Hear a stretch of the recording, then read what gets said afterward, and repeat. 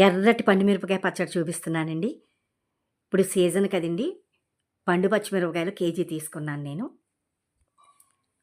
Hi అండి. Welcome to need to nature. నేను మీ రామ్‌కుమారిని.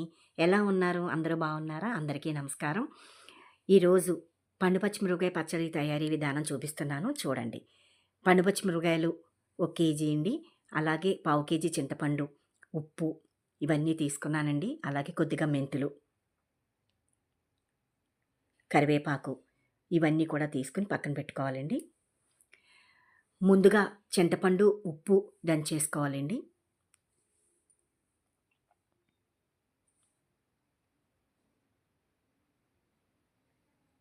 అలాగే ఈ పండు పచ్చిమిర్చి చిటికెడు పసుపేసుకొని రుబ్బుకొని, ఈ చింతపండు గుజ్జు కూడా కలిపి రుబ్బుకొనండి ఒక బౌల్లోకి తీసుకుందామండి.